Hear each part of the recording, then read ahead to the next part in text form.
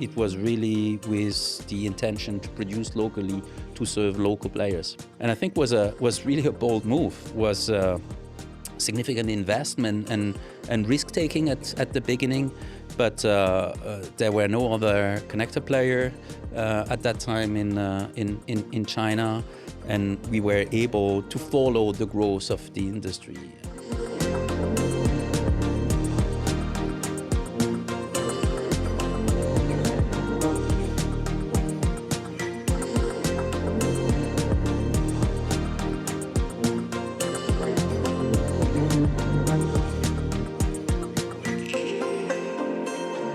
Welcome to the first episode of PV Unplugged, where we're talking about the burning issues facing the solar industry today.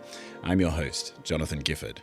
And in PV Unplugged, across 8 episodes, we're looking at the macro trends shaping the industry in 2026, and we're digging into the details that will define the success of the solar industry going forward, with a particular focus on durability, reliability, and sustainability. Episode 1 is focused on solar's pioneering days. And my first guest to kick off PV Unplugged is Eric Ast-Comoli, the global head of OEM business for renewable energies here at Stäubli. Hello, Eric.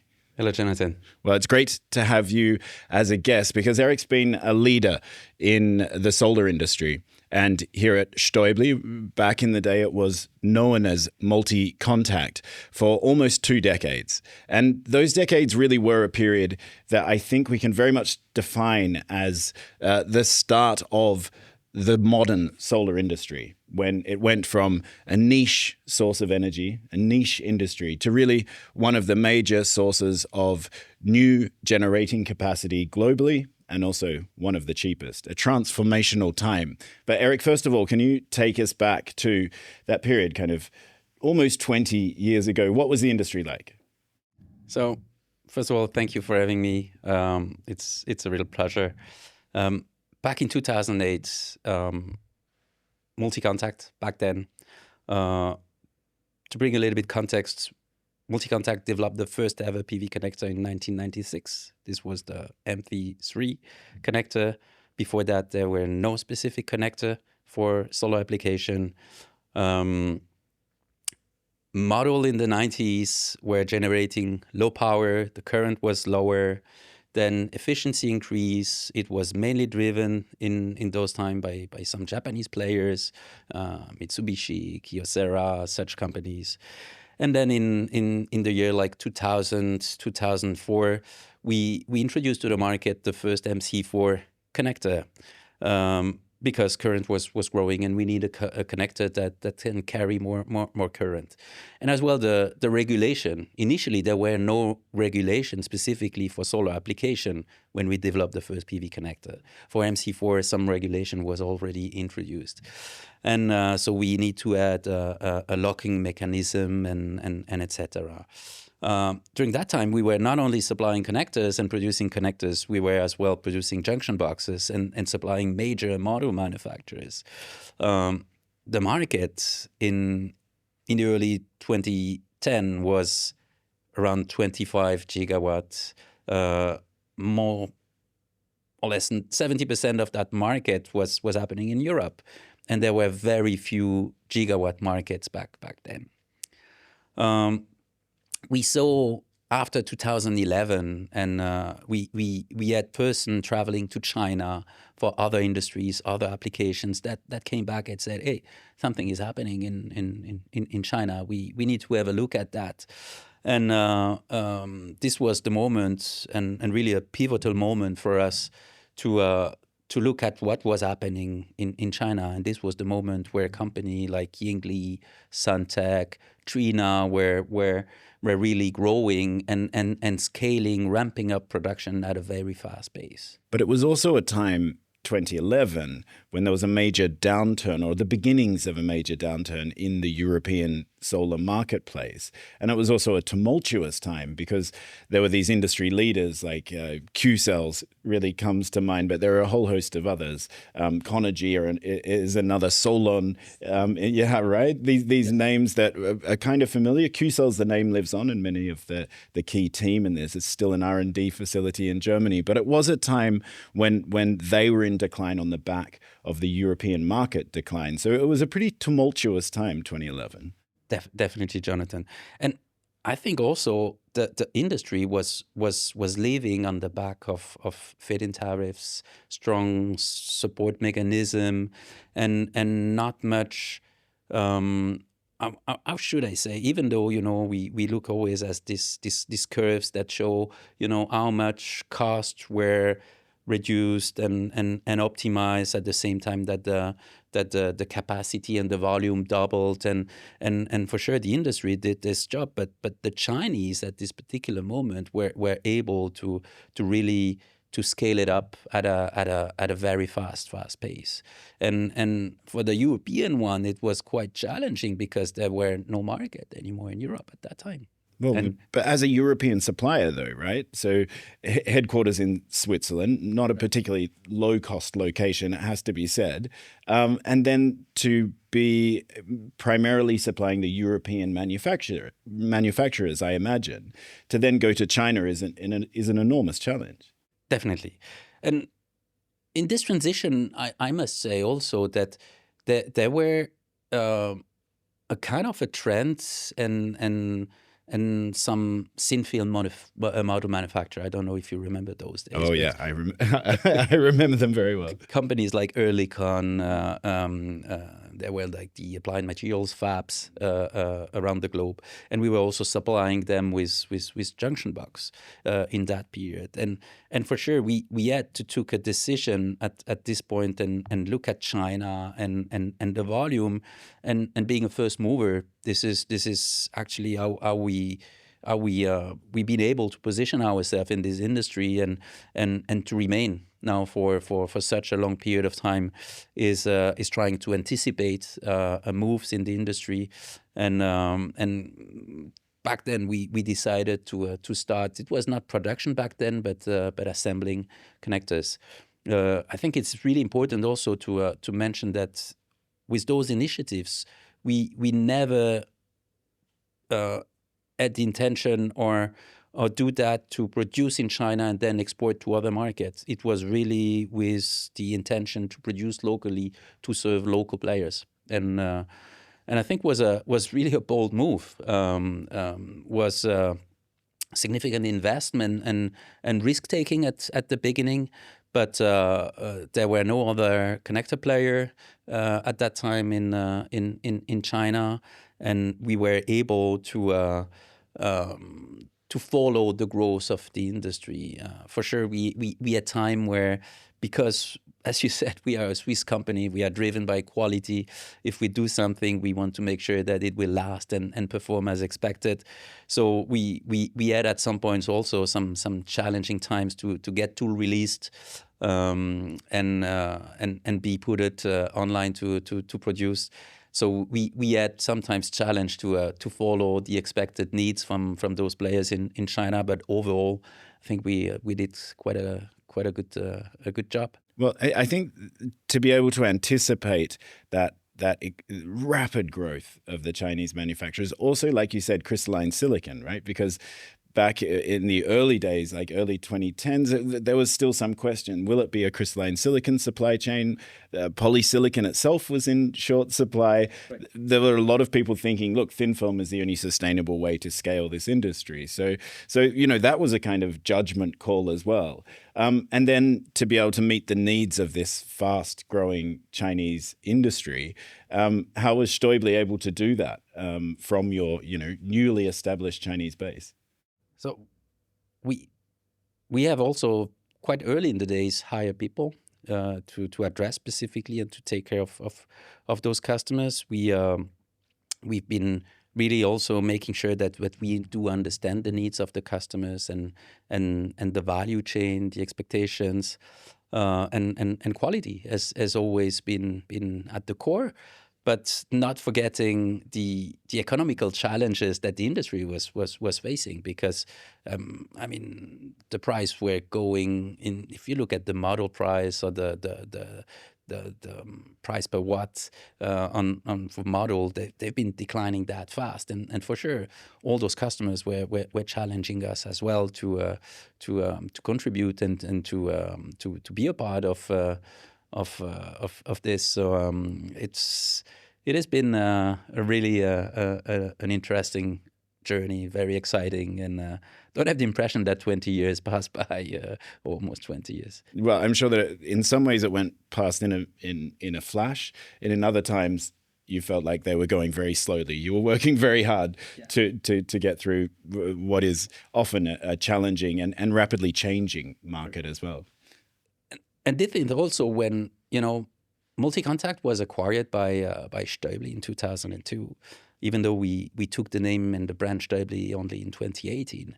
But we were part of this group, and this group was already having in 2011, 2014, more than 20 business units in different countries. So when we saw, or we anticipate that the market was popping up and growing in one particular region of the world, we often had eventually local inventory, local people that would be trained. We could support with parts, with tools. I remember in 2014 being in Brazil at the University of Sao Paulo, helping some students in some electricians how to crimp connectors, and giving them training on the proper tool that need to be used, and so we also invest a lot in that in the different markets. So on one end, we invest and took some risk in manufacturing capabilities, and investing also in tools, I must say, that were capable to produce some large volumes from the beginning, and really scaling up this. And on the other end, we had local presence in the different markets, because as said, 2011, I think there were 5 gigawatt market or something like that. 2014, we had already 12 to 15 gigawatt markets, and today is more than 35. So for sure, with our organization and all those different business units, as said, local support we can offer, be close to not only manufacturing but also the installation market, I think has been key. Yeah, well, and also the industry trends, keeping in touch with those. So let's look at some of the kind of emerging trends which we'll be engaging with throughout this series, PV Unplugged. Now, you said, the very early connector, the MC3, was pretty low voltage.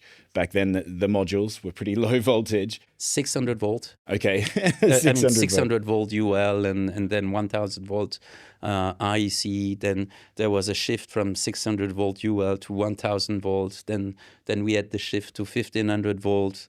And now we are talking about eventually 2000 volts. And 3,000 volt in future. Like 2000, it seems like it's happened very quickly, right? The initial steps were quite slow, but 1500 volt arrived and became the reality really very quickly. Yes. It felt like only 1 or 2 years. Exactly. Everything switched. Exactly. And you're saying now the switch to 2000 volts is well advanced, or it's on the way, and what kind of challenges will it bring? I think it will be eventually a bigger step, but you should never underestimate it. Also, all players and stakeholders in this industry. I mean, if there are real benefits on a cost perspective, or reducing EBOS. Currently, I think there are some barriers, especially from certification levels, and we moved then to the medium voltage. So it changed also the way you should install and design a solar system. Our installers or electricians need to be educated and trained.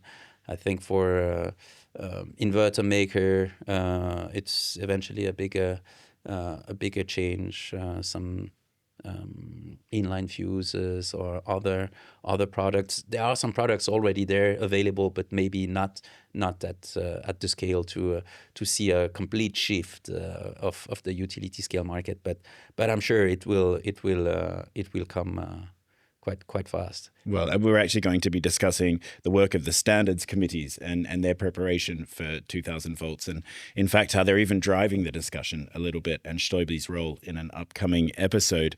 Now let's talk about the market diversification. Like you said, way back in the day, there were only 1 or 2 or 3 or 4 or 5 gigawatt scale markets, and then it's very rapidly accelerated. Also, so has the types of installation. Yes. So there's geographical diversification, climactic. There's of course the rooftop, different types of rooftops. Do you see the industry moving towards a model where there is more segmentation, where there's more kind of, the phrase is horses for courses, products that is designed for specific applications? I think so. I said the industry has been very much challenged in terms of and being in kind of a survival mode the last 2 to 3 years because of overcapacity, because of different things. So that many players and company industry were like shrinking a little bit their product portfolio. And I remember, in the very early days, we were having like 48 sales models or 60 sales models, then moving to 72, and you were seeing on booths, a wide range of 60 sales model for rooftop application, and few 70 sales model for utility scale application. And yes, I'm pretty much convinced that we will see more diversification of product by application, by region also. If you look utility scale plant in the US does not look the same as a utility scale project in Europe. And we will even see more segmentation within the utility scale by size of the project, because typically a very large a solar field, I don't know about what's the threshold, if it's 100 megawatt, 200 megawatt, but are in remote areas, very challenging to get qualified labor source on site. So I'm sure this will have an incidence in future on automatization of installing the system. The way the project is developed and engineered is different than a 20 or 50 megawatt solar plant in Europe, where or other areas where it's access to land is difficult. You need to do a lot of pre-work to prepare the ground.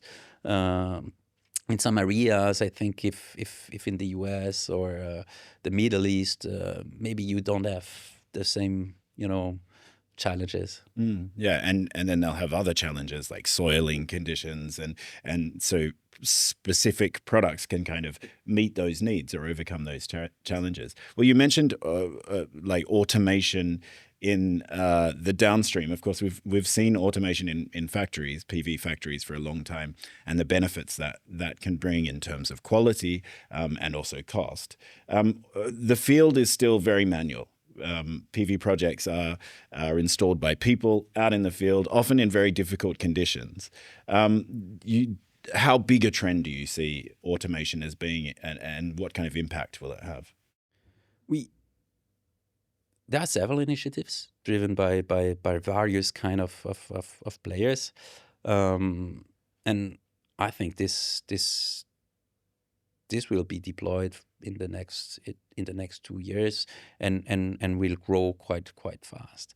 As I said, I think one of the biggest challenge also for the industry is getting qualified labor to install those systems, and well, human made are making mistakes, and if you can avoid these mistakes or keep people doing specific tasks and things that are very repetitive, and have something or a robot or something more automatized that will just like be failure free and plug and play solution. This is the future.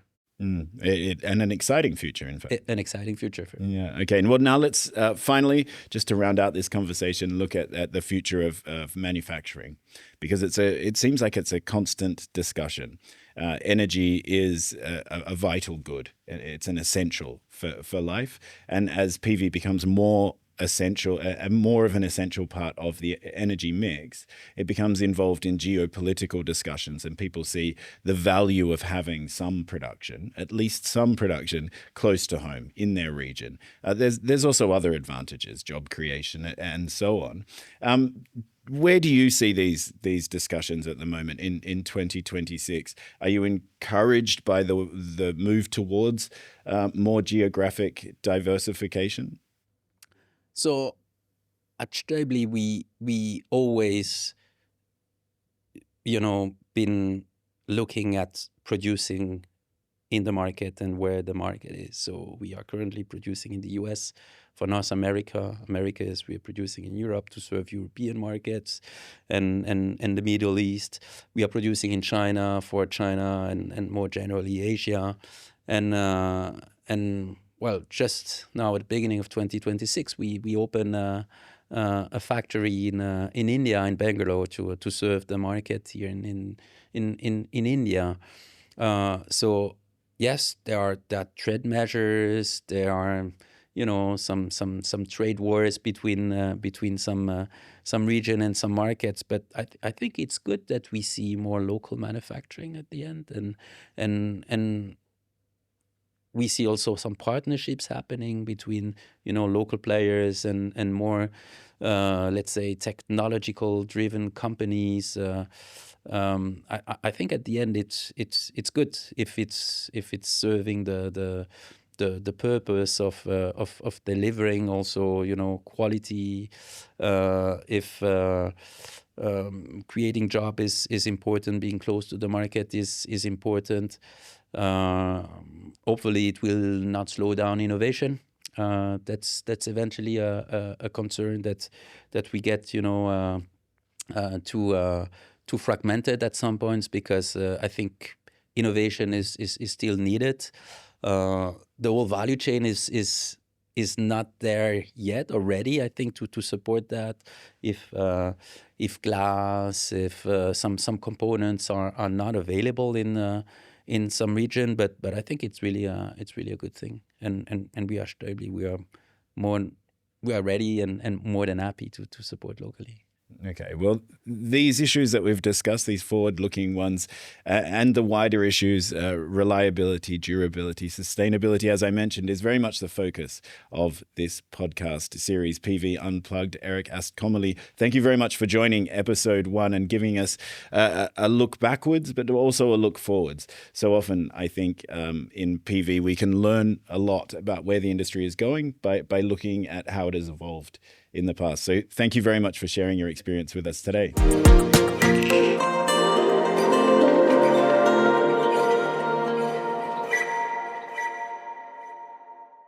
Welcome back to PV Unplugged. And what better way to start this podcast series than at the beginning of the modern solar industry, and one institution that has played a really central role in the development of the early photovoltaic technology is the UNSW, the University of New South Wales. Renate Egan, you're based at the UNSW and also the Executive Director at the Australian Centre for Advanced Photovoltaics. Renate, thanks for joining PV Unplugged.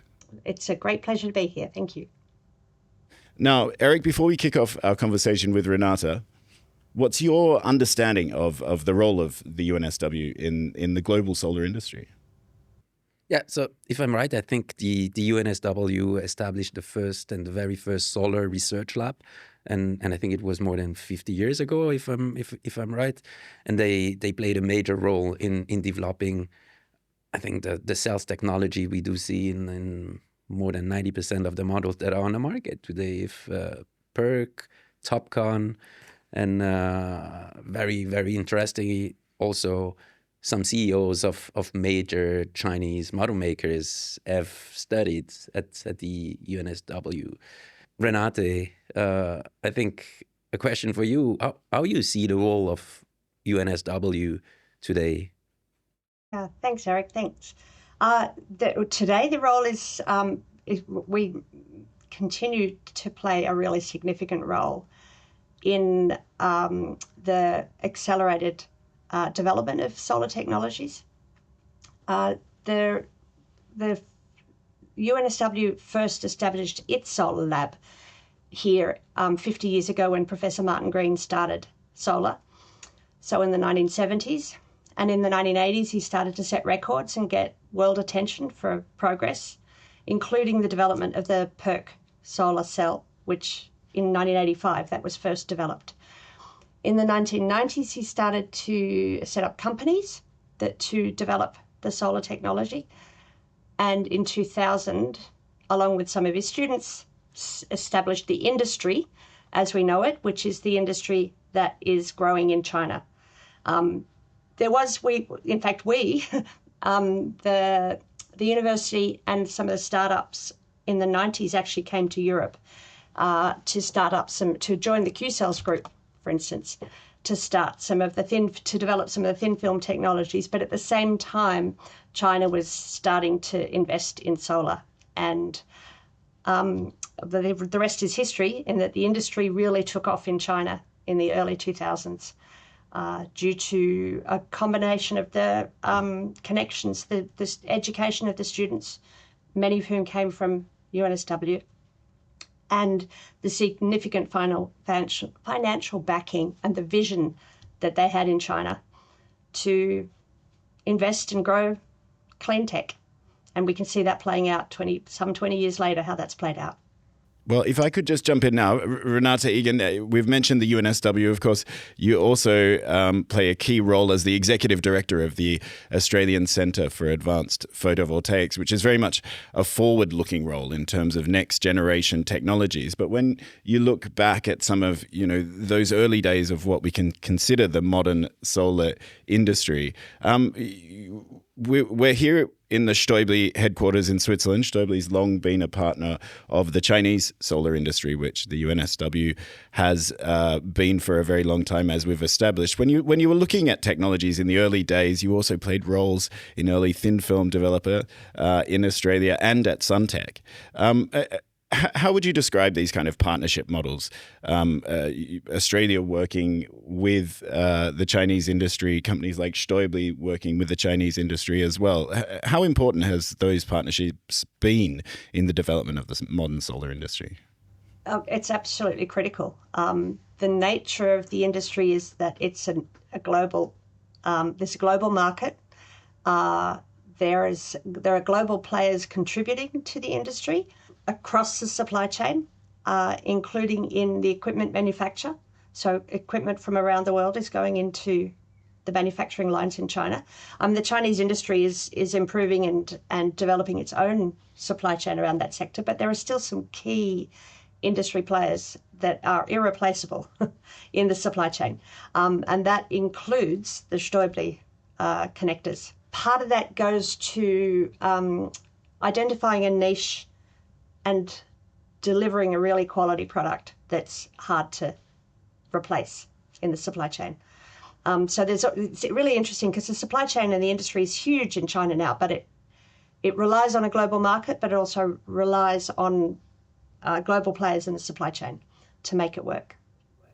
It's quite interesting because at the early 2010, and so Stäubli was supplying 100% of and really supporting the thin film model makers. So all customers of Oerlikon back in the days, AMAT, were using also junction boxes from Stäubli, not only connectors.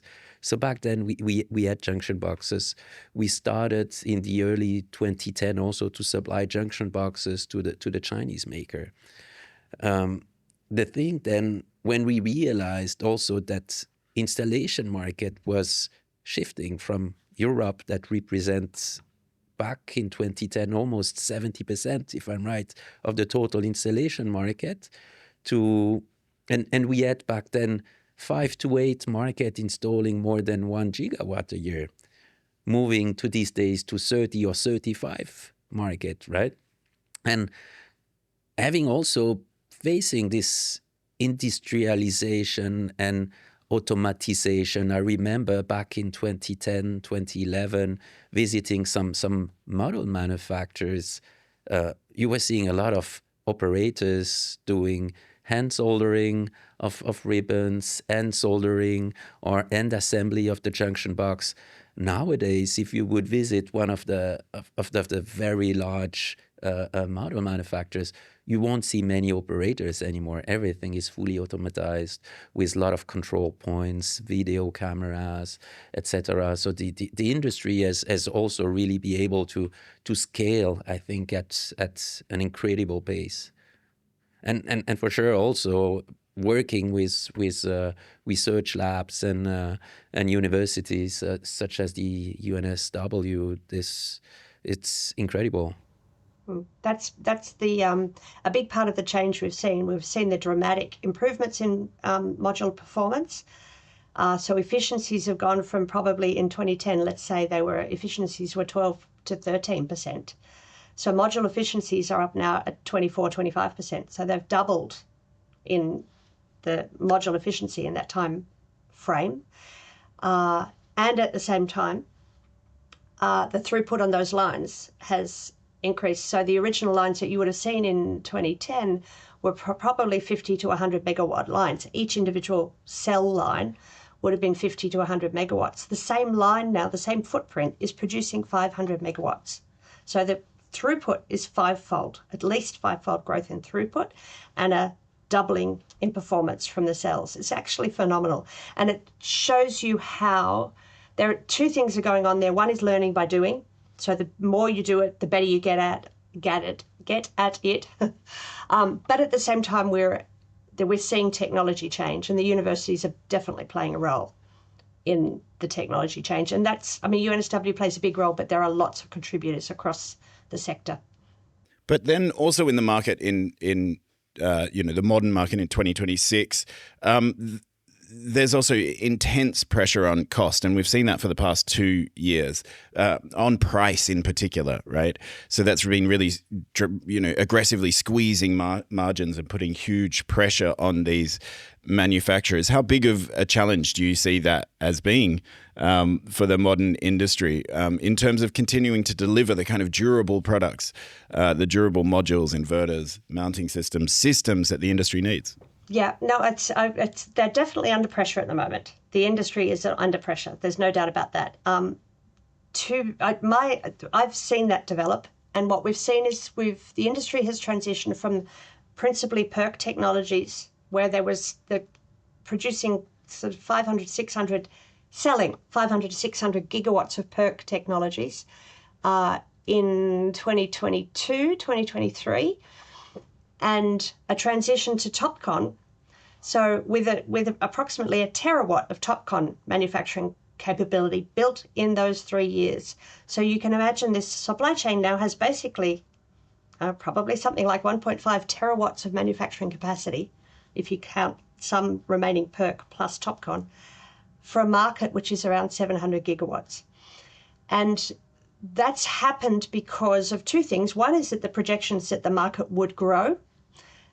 We all have made commitments under our decarbonisation plans to double or triple our renewable energy deployment every few years, right? So the market is positioned to grow, and the industry is building to meet that market. So it's the good news is that as the market grows, the supply is there. We will not be supply constrained. We do need the market to grow so that the manufacturers can actually make some money off the investments they've made, and that will foster new investments to hopefully we'll end up with a terawatt per year of of deployment, which is what we need to meet our climate goals. Sure. And I think very important to mention is that, well, if we look at the LCOE, the levelized cost of energy, what the industry has been able to achieve is also quite impressive, and especially without subsidies in most of the market. So for sure, we have to continue to as an industry to bring down costs, to make sure we deliver, especially against fossil fuel. But I might have a question for you, Renate, when it comes, if we look a little bit into future. I had the impression that because the industry has been under pressure from an economical perspective in the recent years, everyone has been challenged with getting profitable margin and being a kind of a surviving mode because of overcapacity. Now we start to see some trade measures affecting also like many markets, many countries or regions are looking to reestablish some kind of manufacturing. And in the same way, maybe the second part of the question is, we had like one fits all solution in the recent years, right? Mass production of one type of model, more or less. And I'm wondering if the industry might move more towards eventually more regional products, because eventually the requirements in some specific areas might be different, and also more specific to certain applications, so more fragmented if residential, commercial, industrial, large utility scale project. What's your view on that? So two questions I think there. It will be challenging to raise capital to invest in much more increased manufacturing capacity until the market recovers. We need the market to meet the supply. When that happens, though, there will be interest. When we start to see that uptick, there will definitely be interest from the markets and from the manufacturers in this diversified supply chain. We're already seeing some interest. There's also another technology change on the horizon, which is a move to back contact cell technologies, which opens up. There'll be opportunities for diversification with the back contact cell technology. So that will be another efficiency improvement, and also a format change to a more aesthetically pleasing module, so an all black module. So you'll end up with some choice there in power output, in aesthetics, plus in format, because even the change to PERC has allowed a format change to smaller cell configurations and to different ways that they're arranged in a module. And we're also seeing we've just had an announcement in Australia that they're going to take an investment in a flexible solar technology. So not the glass plate technologies, but using a bit of a flexible back plate on the basis that can benefit from a premium in the market, because it's adding some extra value to the technology. So I think I'm thinking that the price for solar is so low now, so it's basically the lowest cost of energy available. So you have a baseline of very super competitive costing for solar, but on top of that, there is now the opportunity for local manufacturing, for improved aesthetics, or for different applications like in flexibility. So I think the very low cost of solar opens up these opportunities for diversification. And I was particularly thrilled to see the announcement about the flexible manufacturing, because that's a really wonderful story as well. So that's Sunman, Dr. Zhenrong Xie, who of course was one of Martin Green's early PhD students at the UNSW. So very much coming full circle after some 15 or 20 odd years after he left Sydney to go and set up Suntech, one of the early giants of the PV industry, coming back to Australia to re-establish manufacturing. Things are coming full circle. which I like very much. Renate Egan, thank you so much for joining us here today on PV Unplugged. It was great to get your perspective on technology, on the global marketplace, on quality, and also some PV history as well, which I think is always important. Thanks so much for your time. It's been a pleasure. Thank you both.